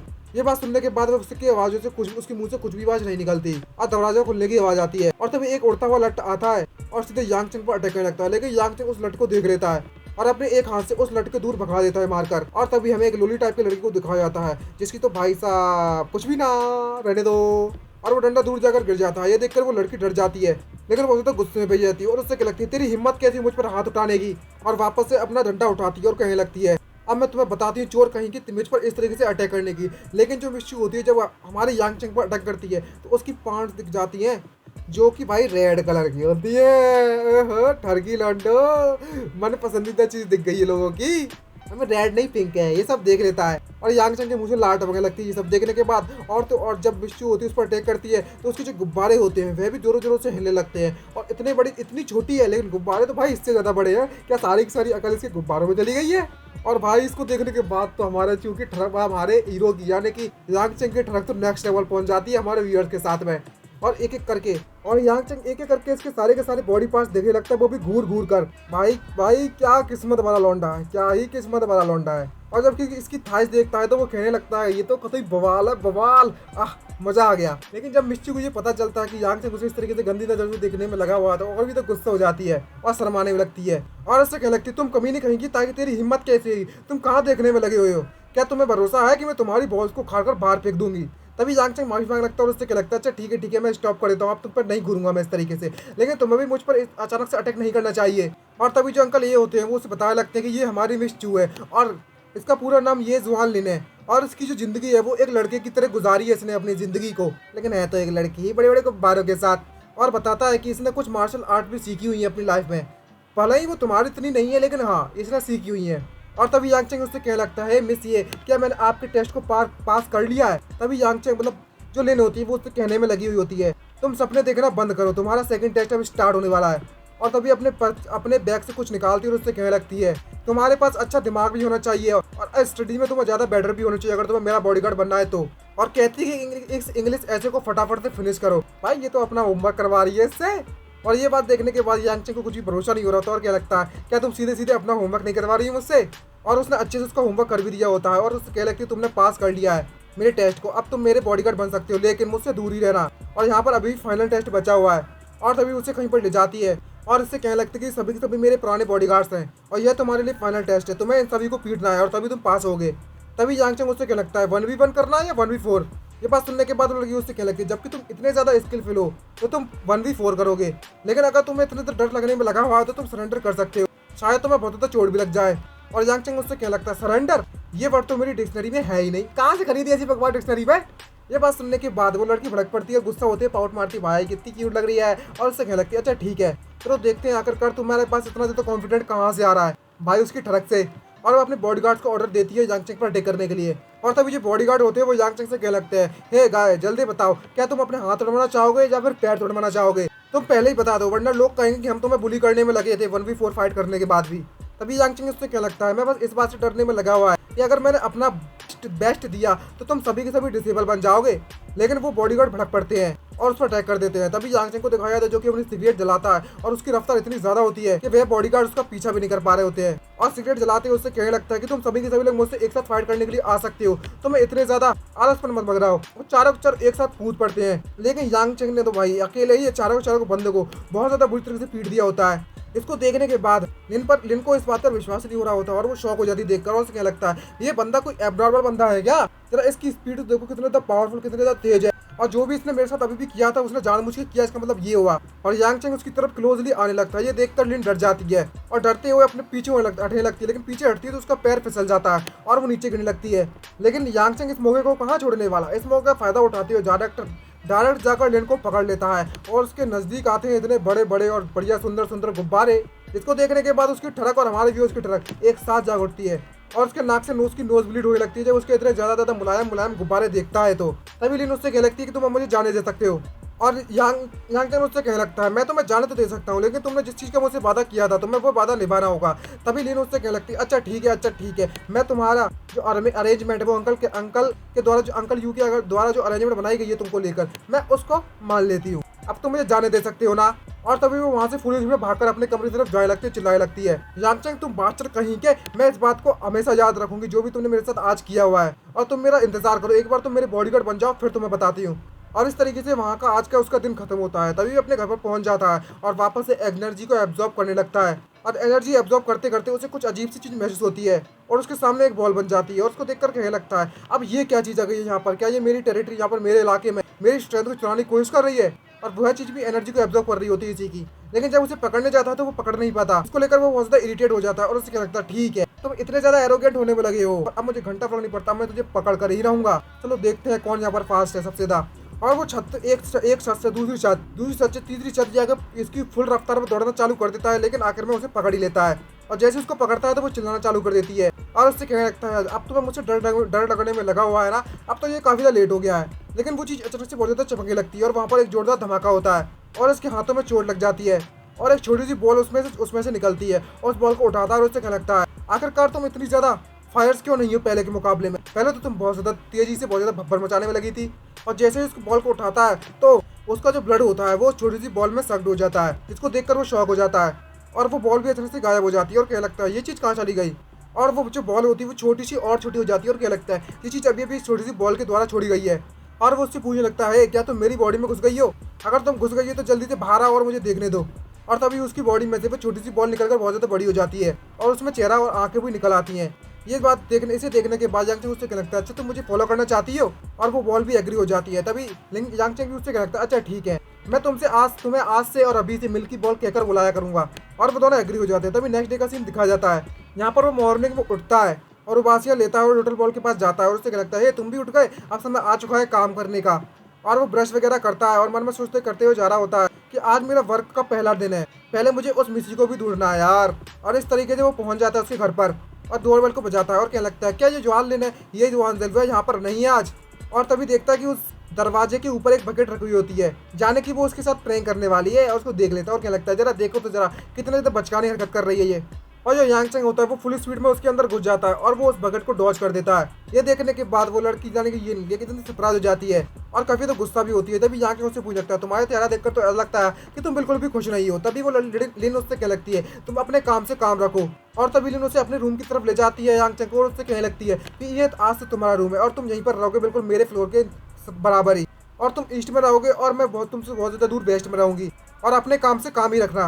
और वो ये सब बताते हुए वहाँ से चली जाती है। तभी अचानक से हमें दिखाया जाता है कि उसकी बॉडी में से किसी चीज़ की आवाज़ सुनाई देती है। ये देखने के बाद जो लिन होती है वो एकदम से सुन लेती है इस आवाज़ को, सरप्राइज हो जाती है और उसके पास बहुत ज़्यादा रफ्तार में आती है। उससे लगती है अभी भी आवाज़ किस चीज़ की आई थी, क्या तुमने अभी भी किसी चीज़ की रैक की आवाज़ नहीं सुनी थी क्या? यांग चंग उससे क्या लगता है कोई नहीं, कोई बात नहीं, कोई बात नहीं, मुझे लगता है कि तुम हॉलीचेड मतलब इल्यूजन देखने में लगी थी, गलतफहमी हो गई है। तभी जो लिन होती है वो उससे कहती है इम्पॉसिबल, वे जो आवाज़ है वो तुम्हारे तरफ से आने में लगी हुई थी।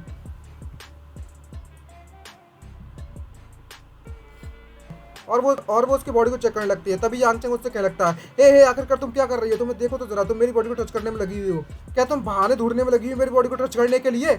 ये बिल्कुल भी मुझे ठीक नहीं लग रहा है। जब ये बात सुनती है तो लिन कतई लाल पड़ जाती है और शर्म के मारे वहां से भाग जाती है और कहने लगती है उससे, आखिरकार तुम किस बारे में बात कर रहे हो? और लिन चंग तब चैन की सांस लेता है, अम्मी यांग चंग चैन की सांस लेता है और उससे कहने लगता है, आखिरकार इसने तो मुझे बहुत ज्यादा डरा दिया था। और यांग चंग छोटे बोल से कहने लगता है, तुम्हें पता है कि लड़की एक नंबर की डेविल है, अगर उसने तुम्हें ढूंढ लिया तो तुम्हारी तो खत्म भाई खत्म। ये बॉल डर जाती है ये बात सुनने के बाद। और तभी नाइट का सीन दिखाया जाता है, यहाँ पर वो एनर्जी को एब्जॉर्ब करने में लगा हुआ है इस वक्त। तभी अचानक से देखता है कि उसके सामने एक चुड़ैल टाइप की आत्मा सी लटकने उसकी खिड़की पर लटक रही होती है और जिसको देखकर वह डर जाता है और क्या लगता है, शिट, पहले ही दिन यहाँ पर जॉब पर आया हूँ और मुझे हंटेड कर लिया गया इस घोस्ट के द्वारा, आखिरकार ये कैसे कॉन्टेड हो सकता है? मुझे विश्वास नहीं होता। लेकिन जब जाकर देखता है तो वहाँ पर कुछ अलग ही सीन रखे हुए होते हैं, ये बस एक प्रैंक होता है उसका और कुछ नहीं। और मैंने अपने आप से कहने लगता है इस प्रैंक को देखने के बाद, अब मुझसे गलत मत समझना कि यही प्रैंक मैं तुम पे करने वाला हूँ। और तभी भी उसके कमरे में पहुंच जाता है और जब उस लड़की के लिन के कमरे में जाता है तो भाई साहब जब लिन को देखता है कि वो किस तरीके से अपनी अदाओं के साथ सोने में लगी हुई है और उसकी पांट दिख रही होती है ब्लैक कलर की, और भाई उसकी बिकनी नाइट, ओह कतई भाई इसके बड़े बड़े गुब्बारे, ये देखने के बाद तो हमारे व्यूअर्स कतई ठरक से बढ़ गए होंगे, कतई ठरक से। और इसको देखने के बाद यांग चंग कहने लगता है, ये इस डेविल को देखो तो जरा, जब ये पूरे के दिन बब्बर मचाती है तब इतनी ज़्यादा अच्छी नहीं लगती, लेकिन शांति से जब सोती है तो भाई क्या माल लगती है। और विश्वास नहीं होता कि ये इतनी ज़्यादा हॉट है। और वो उसी डरावनी वाले कटे हुए सर को लिन के बेड के बगल में ही लगा देता है उसके घर सर के पास। और तभी जो यांग चंग होता है वो मन में सोचते क्या लगता है कि जो मेरी आंखें है वो चीज़ों के आर पार भी देख सकती हैं अब, क्योंकि ये इसके कपड़ों के आर पार देख रहा होता है इसलिए। तभी नेक्स्ट के मॉर्निंग का सीन दिखाया जाता है, किसी के चिल्लाने की आवाज़ आती है।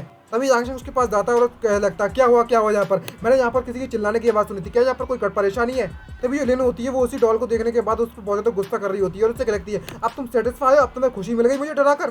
तभी यांग चंग उससे क्या लगता है, सेटिस्फाई, आखिरकार मुझे सेटिस्फाई करने के लिए तुमने ऐसा कर क्या दिया है? तभी लिन उससे कह लगती है कि तुम्हें इतना ज़्यादा हैप्पी होने की जरूरत भी नहीं है, अभी हमारे पास काफ़ी समय बचे हुआ है स्कूल जाने के लिए। और इसी तरीके से हमें उसके स्कूल का सीन दिखाया जाता है। यहाँ पर लिन यानी कि ये मिस लिन चू भाई जो भी है इसका नाम, ये युवान लिन है इस लड़की का नाम, जो भी है अपन तो लिनिच बुलाएंगे रे बाबा। और वो जब अपने छोटे छोटे गुब्बारे बंदी मीडियम साइज गुब्बारों के साथ और शॉर्ट ड्रेस पहनकर स्कूल में जा रही होती है तो उसका पीछे कर रहा होता है यांग चंग। और आसपास के जितने भी लौंडे होते हैं वो और लड़की को चारों तरफ से घेर लेते हैं और कुछ लौंडे तो उसे प्रपोज करने लगते हैं और उससे कह लगते हैं, ये जुआन लिन मैं तुम्हें प्यार करता हूँ प्यार। तभी एक लौंडा उसके पास आधा उससे कहता है, तुम ये वर्ड कह तो रहे हो लेकिन बॉब जू के बारे में इसके बारे में पता चला कि तुम उसके बारे में इस तरीके से बात करने में लगे हो तो तुम्हें पता है कि तुम्हारे साथ वह क्या करने वाला है? तभी बंदा कह लगता है आखिरकार क्या चांसेस है कि वो मुझे इस तरीके से कहती हुई देख लेगा, लेकिन उसकी बात यहाँ पर सच हो जाती है। तभी एक चोमू बैग का बंदा आता है और वो देख लेता है और उससे कहने लगता है, जो भी तुम अभी यहाँ पर करने में लगे हुए थे वो मैंने सुन लिया, अब क्या करोगे तुम? और वो बंदा ये देखकर डर जाता है और उससे माफी मांगने लगता है। उससे क्या लगता है, मुझे माफ कर दी, मैं तो बस मजाक कर रहा था। तभी बंदा उससे क्या लगता है, तुम्हें लगता है कि तुम्हारा जो बिग बॉब है वो इतना ज्यादा बेकार बंदा है? चलो कोई बात नहीं, मैं इस बात को दिल पर नहीं लेने वाला, क्योंकि जो ये जुआन लिन है वो सिर्फ मुझसे ही प्यार करेगी और किसी से नहीं। तभी जो लिन होती है वो उससे कहने लगती है, बॉब जू तुम इस तरह की बकवास फैलाना यहाँ पर बंद कर दो, मैं तुम्हें बिल्कुल भी पसंद नहीं करती हूँ, तो अपने आप इतना ज़्यादा सोचना बंद करो। अभी यांग चंग उसके पास आता है और वो लिन के कंधे पर हाथ रखने लगता है, लेकिन जो बॉब होता है ये देख लेता है और गुस्सा करने लगता है और उसे लगता है, तुम कौन हो, तेरी हिम्मत कैसे हुई मेरी वुमन को हाथ लगाने की? और भड़क पड़ता है। और लेकिन वो जो यांग चंग होता है वो उसे इग्नोर मारता है और लिन को लेकर वहाँ से चला जाता है। लेकिन वो बंदा उससे कह लगता है, मैं तुमसे बात करने में लगा हुआ हूँ, तुम मुझे इस तरीके से इग्नोर नहीं कर सकते। और डायरेक्टली यांग चंग पर अटैक करते उससे कहने लगता है, मुझे लगता है कि तुम और ज्यादा जिंदा नहीं रहना चाहते। तभी वहाँ पर एक टीचर आ जाती है और उससे कहने लगती है, जूबो आखिरकार तुम क्या करने में लगे हुए हो? और भाई जब जो मिसी टीचर आती है तो भाई टीचर वाली स्टाइल कतई बवाल, बड़े बड़े गुब्बारे, लंबे लंबे पैर, काली काली स्टॉकिंग्स, भाई वहाँ पर जितने भी लौंडे लोग होते हैं वो कतई ट्रक से भर पड़ते हैं और लाल टपक रही होती है इसके लंबे लंबे पैर देखने के बाद। और तभी जो लिन होती है वो उसे मॉर्निंग कहती है उसकी टीचर को, ये देखने के बाद बॉब डर जाता है और तभी लिन उसे बताती है कि ये हमारी चाइनीज टीचर है, इसका नाम लुओ बिंग है। तभी जो लुओ बिन होती है वो उससे कह लगती है, जुआन लिन आखिरकार यहाँ पर क्या हुआ था? और तभी जो बॉब होता है वो उससे कह लगता है, मिस यहाँ पर कुछ भी नहीं है, बस गलतफहमी। आपको देखकर ऐसा लगता है कि आप इस वक्त काफी ज़्यादा बिजी हैं, तो हम आपको और तो परेशान नहीं करने वाले, अब हम चलते हैं। तभी लुआ पेंग उससे पूछने लगती है, टीचर उससे पूछने लगती है लिन से, तुम सच सच बताना यहाँ पर कोई परेशानी तो नहीं है। तभी वो कह देती है मेरे से ऐसी कोई बात नहीं है। तभी वो जो टीचर होती है वो यांग चंग को देखती है और उसे देखने के बाद वहाँ से चली जाती है और उससे कहने लगती है अच्छा मैं जा रही हूँ यहाँ से। भाई बात तो माननी पड़ेगी, दम तो है इसमें। और बॉब पीछे से गुस्सा करने में लगा हुआ होता है, काश ये बंदा यहाँ पर नहीं आया होता तो मैं इसको अच्छा सबक सिखाती अगर मेरी टीचर नहीं आती तो। तभी यांग चंग लिन से पूछने लगता है क्या ये बंदा अभी था वो हमारा क्लासमेट है। तभी लिन उससे कहने लगता है ये मुझे बहुत ज्यादा परेशान करता है और एंजॉय करता है इस बात को, मैंने तो इस बात की उम्मीद भी नहीं की थी कि ये चीज इतनी ज्यादा बुरी बन जाएगी। तभी वहाँ पर जो क्लास टीचर है वो अनाउंसमेंट करते हैं, स्टूडेंट मैं आप सभी की क्लास स्टार्ट करने से पहले एक नए स्टूडेंट को इंट्रोड्यूस करना चाहती हूँ। तभी जो क्लास जो यांग चंग होता है वो अपने आप को इंट्रोड्यूस कराता है और टीचर भी इसके इंट्रोड्यूस देख सुनने के बाद खुश हो जाती है। और सभी की सभी यहाँ पर जितनी भी लड़कियाँ होती है वो कहने लगती है जरा इस बंदे को देखो जरा कितना ज़्यादा हैंडसम बंदा है, ये बिल्कुल मेरे टाइप का बंदा है, इसे देखो तो जरा एकदम मॉडल जैसा दिख रहा है। भाई साहब हैंडसम तो अपना हीरो। खैर अपनी बात अलग है, अपने पास तो कुछ ऐसा नहीं है, रियलिटी अलग होती है और इमेजिनेशन अलग, समझ जाओ भाई। तभी हमें बाथरूम का सीन दिखाया जाता है, जो बॉब होता है वो यांग चंग को घेर लेता है अपने गुंडों के साथ और उससे कहने लगता है बच्चे तुम काफी अच्छी तरीके से एक्ट कर लेते हो ना, आखिरकार तेरी हिम्मत कैसे हुई मेरी वुमन के इतने ज्यादा क्लोज जाने की, तुम बस स्कूल में आज एंट्री मारे हो और तुम मेरी स्पॉटलाइट चुराने की कोशिश कर रहे हो, तुम अपने काम से काम रखो, अगर तुम मेरे सामने अच्छे से बिहेव नहीं किया ना आज से तो याद रखना। तभी वहाँ पर बाकी जो स्टूडेंट होते हैं वो ये सब देखने में लगे होते हैं और कहने लगते हैं कि ये हमारा नया स्टूडेंट यांग चंग नहीं है। और वहाँ पर लड़कियाँ कहने लगती है आखिरकार ये बंदा बॉब के चक्कर में कैसे फंस गया। तभी यांग चंग उससे कहने लगता है मैं तुमसे एक और बात कहना चाहता हूँ कि कोई घंटा फर्क नहीं पड़ता मुझे कि आखिरकार तुम कौन हो, तो अपनी इस गंदी शक्ल को लेकर मेरे सामने से हट जाओ। ये बात सुनने के बाद बॉब एकदम से भड़क पड़ता है और कहने लगता है क्या तेरी हिम्मत कैसी मुझसे इस तरीके से बात करने की। और वो अपने गुंडे लोगों को आदेश दे देता है और कहने लगता है इसको सबक सिखाते हैं चलो, और वो उस पर अटैक कर देते सभी के सभी लोग मिलकर। लेकिन यांग चंग एक फाइटर वो उसके हाथों को बिना किसी परेशानी की रोक लेता है। तभी बॉब चिल्लाने लगता है आखिरकार तुम ये सब क्या देखने में लगी हो, जल्दी से आओ और मेरी मदद करो। और वे सभी के सभी यांग चंग पर अटैक करने लगते हैं, लेकिन यांग चंग को घंटा फर्क नहीं पड़ता, वो एक एक करके सभी के सभी लॉन्डो को अकेला ही पीट देता है और उस वो की गर्दन पकड़कर उठा देता है और उससे कहने लगता है क्या और भी पीटने के लिए कोई आ रहा है यहाँ पर, और उसे उठाकर दूर फेंक देता है। और यांग चंग उससे कहने लगता है अगर तुम मुझसे बदला लेने चाहते हो तो तुम कभी भी मेरे पास आ सकते हो। और वहाँ पर जितने भी स्टूडेंट होते हैं जब इसकी फाइट देखते हैं तो वो उसकी जय जयकार करने लगते हैं यांग चंग की। और वहाँ पर लिन भी ये सब देखने में लगी हुई है और उससे कहने लगती है ये तो तुमने काफी ज्यादा अच्छा काम कर दिया है, मुझे इस बात का बिल्कुल भी नहीं पता था कि तुम इतने ज्यादा पावरफुल हो। और तभी जब लिन को ये देखता है यांग चंग तो उसको देखने के बाद उसके सारी की सारी नजर उसके छोटे छोटे बड़े बड़े गुब्बारों पर जाती है जो कि ऊपर नीचे अप डाउन होने में लगे होते हैं, गलत मत समझ लेना, बस हिलने में लगे और कुछ नहीं। और मन में सोचते क्या लगता है जब ये किसी पर भी अपना प्रैंक नहीं कर रही होती है तो ये लड़की एकदम नंबर की हॉट लग रही होती है और इतनी ज्यादा क्यूट लग रही होती है क्या ही बताए। और उससे क्या लगता है कि हमें पहले साथ ही चले जाना चाहिए, यहाँ पर काफी ज्यादा लोग हैं। और तभी मैं दिखाया तो लेन होती है वो यांग चंग का हाथ पकड़ती है और अपने गुब्बारों में फंसाकर उसे ले जाती है और उससे कहने लगती है कि हमें क्लासरूम में वापस भी जाना है। यांग चंग होता है वो पीछे मुड़कर देखता है और कहने लगता है कि यहाँ पर मुझे कुछ अजीब सा मिस होने में लगा हुआ है, एक अजीब सा लड़का हमें घूरने में लगा है इस वक्त, लेकिन वो है कौन। तभी हमें नून का सीन दिखाया जाता है, जैसे ही वो धूप में निकलता है तो उसकी बॉडी फिर से जलना चालू हो जाती है। और मन में सोचते क्या लगता है मुझे पता है कि मेरी जॉम्बी बॉडी एक नंबर की परफेक्ट बॉडी है, लेकिन बस इसी एक कमी है कि मैं सन में मतलब धूप में बाहर नहीं जा सकता और इस चीज को मैं सहन नहीं कर पा रहा हूँ जैसा कि मुझे इस स्पिरिट लेडी ने कहा था, लेकिन एक बार मेरा लेवल अप हो जाए तो मैं शायद धूप में भी चल सकता हूँ। बस मुझे ये नहीं पता कि ये समय कितना समय लगने वाला है मुझे ये सब करने में। तभी पीछे से कोई यांग चंग कहकर उसे बुलाता है और लिन आ जाती है, उससे कहने लगती है कि तुम मेरे साथ लंच पर क्यों नहीं चलते। भाई कितनी औसम है, हमसे भी कोई पूछ लो, हमारे व्यूअर्स भी बैठे हुए हैं पूछने के लिए, तो गाइस कमेंट करके जरूर बताना कि कौन कौन चाहता है कि उससे पूछा जाए। जो लोग सब्सक्राइब कर देंगे सिर्फ उसी के चांसेस है, 15% चांसेस बढ़ जाएगा कोई आपसे पूछेगा लंच के लिए। तभी यांग चंग उससे क्या लगता है कैसा लगा कि तुम आज का लंच खुद अकेला ही कर लो, तो मैं बस देखना चाहता हूँ कि मैं यहाँ से जा सकता हूँ क्या। तभी लिन उससे कहने लगती है तुम इतने बोर बंदे मत बनो, यहाँ का जो खाना है वो बस कुछ ही पैसों का है, इतना तो महंगा भी नहीं है। लेकिन यांग चंग उसे मना कर देता है और उससे क्या लगता है आखिरकार मैं यहाँ कैसे खरीद सकता हूँ, मुझे धूप से बहुत ज्यादा डर लगता है, इस बात का बिल्कुल भरोसा नहीं हो रहा होता। और लिन ये आवाज सुनने के बाद जोरों जोरों से हंसना चालू कर देती है और उससे क्या लगती है तुम्हें सच में छतरी चाहिए इस वक्त। और तभी वहाँ पर नेक्स्ट में दिखाया जाता है उसको छतरी लेकर वहाँ से चलने लगता है। और तभी जो लेन होती है वो उससे पूछने लगती है तुमने इससे पहले कभी भी किसी को डेट नहीं किया है, मैं सही कह रही हूँ, इसलिए तुम गर्ल्स को बिल्कुल भी समझते नहीं हो। और जब ये बात अपनी पुरानी गर्लफ्रेंड के बारे में सोचता है तो उसकी आंखें उसका चेहरा कभी गुस्से से भर जाता है उस गोल्ड डिगर के सोचने के बाद। उस भड़वी कहीं की उस बुड्ढे के पास भग गई बस पैसों के लिए, और समझ रहे हो उसके लिए कितने एक नंबर की गोल्ड डिगर थी। और इसका इतना ज़्यादा डरावना चेहरा देखने के बाद लिन भी सरप्राइज हो जाती है और कहने लगती है क्या मैंने कुछ गलत कह दिया इससे। और तभी वह लोग रास्ते में जा रहे होते हैं, तभी अचानक से मुझे कुछ महसूस होता है तो वो लिन को धक्का दे देता है और वो लिन होती है वो नीचे चढ़कर गिर जाती है। तो हमें पता चलता है कि ऊपर से कुछ चीज़ गिरने में लगी होती है और वो साइन बोर्ड पर जो नेम लिखा हुआ होता है उसको पकड़ लेता है और उस साइन बोर्ड को नीचे फेंक देता है और ऊपर बिल्डिंग की तरफ जाकर देखता है तो उसे कुछ अजीब महसूस तो हो रहा होता है, लेकिन लिन होती है उससे क्या लगता है कि तुम्हारे सोल्जर्स बिल्कुल ठीक है, और यांग चेंग उससे क्या लगता है मैं बिल्कुल ठीक हूँ, मुझे कोई दिक्कत नहीं हुई। लेकिन यहाँ पर कुछ तो गड़बड़ लग रही होती है, और उस बिल्डिंग के साइन बोर्ड को देखकर क्या लगता है कि ये तो अभी अभी ये लगा हुआ है यहाँ पर, तो इसे इस साइन बोर्ड को ऊपर से नहीं करना चाहिए था।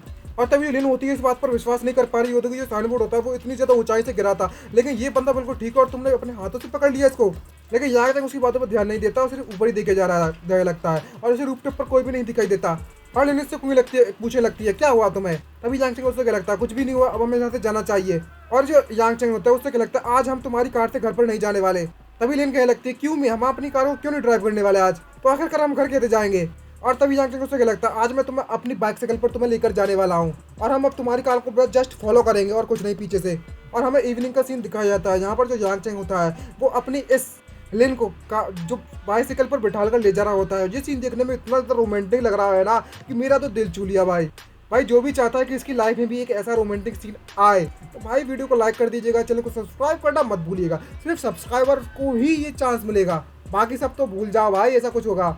और जैसे जैसे वो उसकी कार आगे आगे चल रही होती है तो एक ट्रक आता है और उसकी कार को ठोक देता है। ये देखने के बाद यांग चेंग भी घबरा जाता है और दोनों की आंखें फटी फटी रह जाती हैं, क्योंकि जो ड्राइवर होता है वह मारा जाता है। और जब यांग चेंग उसको देखता है तो क्या लगता है जो ट्रक है वो दरअसल एक खाली ट्रक है। मुझे लगता है कि ये जुआन लिन को कोई मारना चाहता है, मुझे इसको सेफली घर पर पहुंचाना पड़ेगा।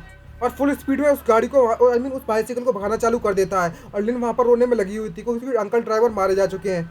और यांग चेंग मन में कह रहा होता है कि आज मैं तो यहाँ पर कुछ भी नहीं होने दूंगा, और फुल रफ्तार में घर की तरफ जाने लगता है। तभी वे घर पहुंच जाता है और मिस चू को सब कुछ बता देता है। तभी उसकी मिस चू उससे कह लगती है तुम्हारे कहने का मतलब है कि जब तुम उस साइन बोर्ड के नीचे पहुंचे तो वो साइन बोर्ड आकर तुम्हारे ऊपर गिर गया, और तुम्हें डाउट है कि कोई उसे मारना चाहता है लिन को। तभी यांग चेंग उससे क्या लगता है मैडम ये मैं आपसे एक क्वेश्चन मैं फिर से पूछना चाहूंगा, लेकिन मैं पहले पूछ रखा है, लेकिन मैं एक बार फिर से श्योर करना चाहूंगा। तभी मिस चू उससे कह लगती है मिस ये अच्छा तो पूछो क्या पूछना चाहते हो। और यांग चेंग उससे क्या लगता है क्या तुम इस बारे में अच्छे से सोच सकती हो, क्या तुमने आसपास कुछ समय पहले किसी को बुरी तरीके से ऑफेंड किया या गुस्सा दिलाया या किसी से पंगे लिए हैं, कुछ ऐसा कर दिया है जो कि बहुत ज़्यादा सीरियस हो और तुमसे बदला लेना चाहता हो। भले ही हमारी मिस ये का यानी कि लिन का इतना ज़्यादा हॉट ज़्यादा और नॉटी टेम्पर्ड है, लेकिन वो ऐसा कुछ नहीं करोगे कि इसके दुश्मन है चाहते हैं उसे मारने के लिए।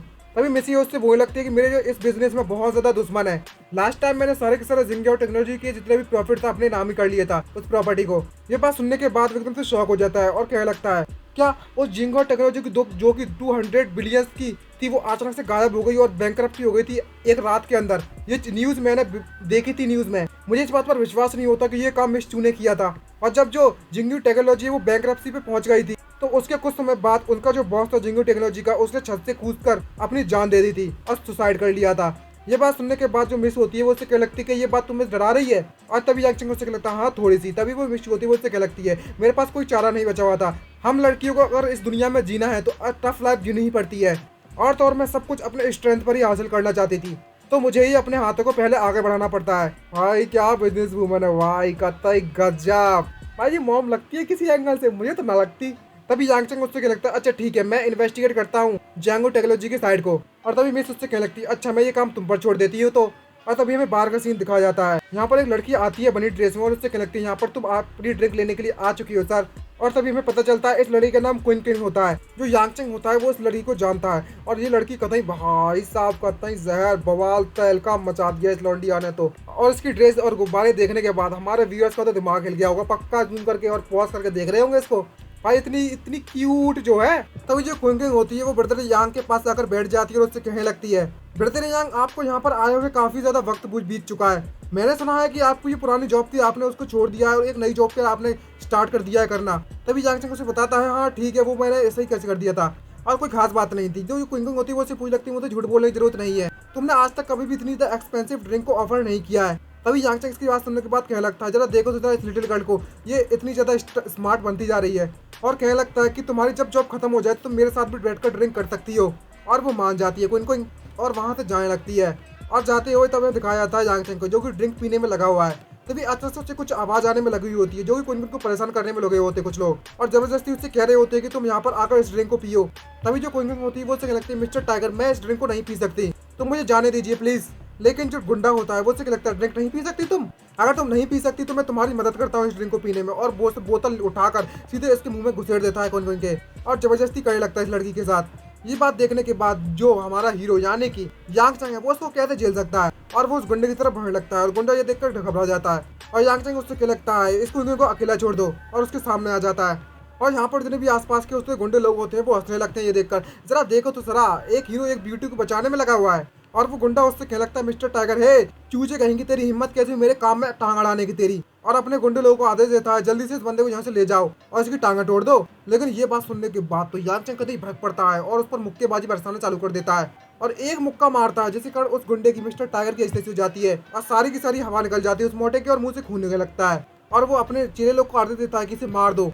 और जैसे ही मारने का आदेश देता है तो उसके जो चेले लोग होते हैं वो यांग चंग पर अटैक करना चालू कर देते हैं। लेकिन यांग चंग तो पहले से पावरफुल है, वो सभी गुंडों को पीटना चालू कर देता है कि कर फिरते।